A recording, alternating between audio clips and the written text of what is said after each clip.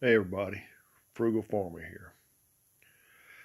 Got a memory on one of my daddy's best buddies, and also one of his poker playing buddies too. He was chief of police. That's about all I can say because I don't want anything to come back on him. He was a World War II Navy man. My dad was on the tail end of World War II. Matter of fact, my daddy told me the only fighting he saw was in Norfolk, Virginia in a bar. But those old Navy guys stuck together, and this chief of police and my daddy were good friends. Matter of fact, he made my daddy an auxiliary police officer, and that just got my daddy out of speeding tickets. Well, chief of police, him and his wife, they didn't have any kids. They did have a Boston Terrier dog that was like a child to them, and I'd go over there and play with that terrier, throw the ball, and just, you know, play with her on Saturday or something. Stay over there a few hours, maybe eat lunch with them. And they enjoyed having me around. And as I told you before, I couldn't talk all that well, but him and his wife made an effort to understand me, and they enjoyed having me around.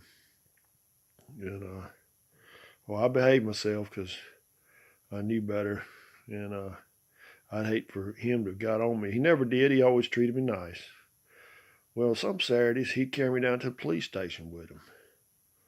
We'd go in there in his office, and he had an evidence drawer. Well, about the only thing you had as evidence back then was weapons. I'd never heard of drugs till I was on up some years. And most of the time you'd have a drunk or something. But he'd let me in that evidence drawer. And I knew how to handle a gun even though I was young.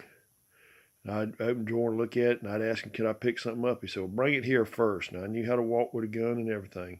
He'd check it, make sure it was unloaded, and I'd look at it, put it back, or maybe a knife. He had a cane that had a sword in it. I always thought was neat. And but a lot of times he'd ride around. He said, let's ride around and look for some bad guys. We'd be all over the place. Well, one of the guys who worked with my daddy named Curly was a man. Curly was about 70 years old, and he liked going to these little speakeasies. There was a house where they'd pour you a drink and it'd cost you $1 or something. I don't know. But he'd go there. He'd get a little buzz going, and he'd walk back home. Curly didn't bother nobody, and he didn't start nothing. Well, one day these two officers, Curly may have staggered or something, and they were going to get him and manhandle him. Well, Curly beat them two officers. He drug them around. They'd try and pull their gun, he'd hit them, and then he'd drag them around again. Well, they finally were able to get Curly, had him locked up. And my daddy called chief of police, talked with him.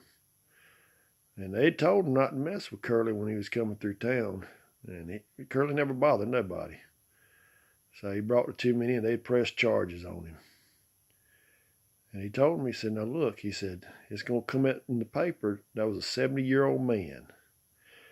And they wanted to pay for the uniforms. He said, well, that's going to come up in the paper too. The 70-year-old man beat y'all.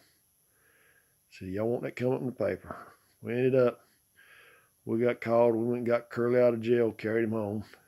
And nothing ever come of it.